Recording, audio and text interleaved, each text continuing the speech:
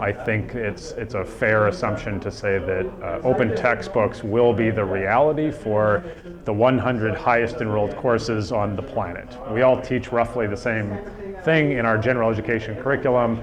There will be 5, 10 versions of every one of those textbooks. The question is, how fast will we get there? Will that take 10 years or will that take 10 months? And depending on how we structure ourselves, how we set goals, how we set strategy, that will determine how successful and how fast we can move on textbooks, on new forms of open practices and open pedagogies, on new open business models. The main case for OER is around improved effectiveness of teaching and learning, students learning more.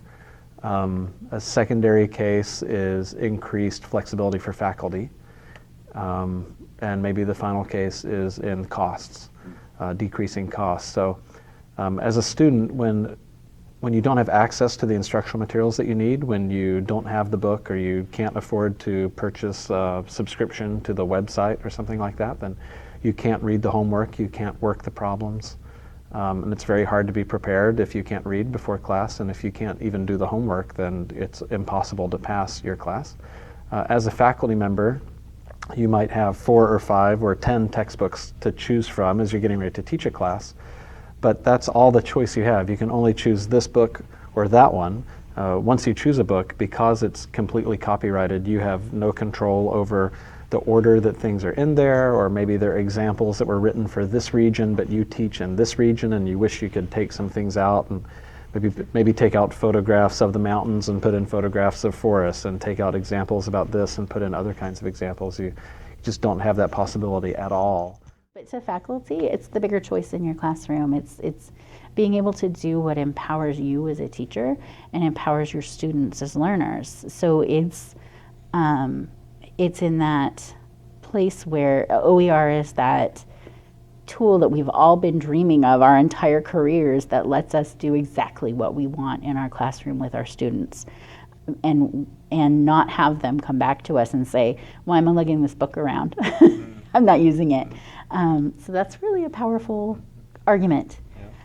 I think for administrators that argument's a little bit different, but it's pretty much, happier students means more completion, means a better society we get to live in. And that's, in the perfect world, that's what education does, right? It brings us a happier, more solid citizenship that is willing to contribute back to the organizations that support them.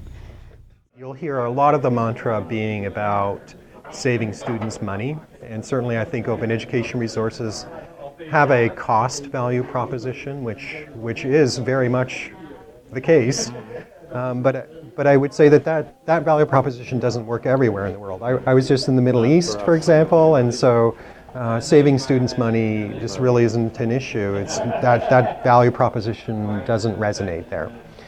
And I think that to some extent we do the open education space a disservice by focusing just on that value proposition, because I think that ultimately the real value proposition is going to end up being, what is it pedagogically that we can do now with an open resource that we couldn't do before when we just had closed resources? And we're just starting to see some exciting things emerge around that, particularly with students themselves being engaged in creating education content that will be used in the course by other students, rather than just being recipients of education content that's been authored by faculty or published.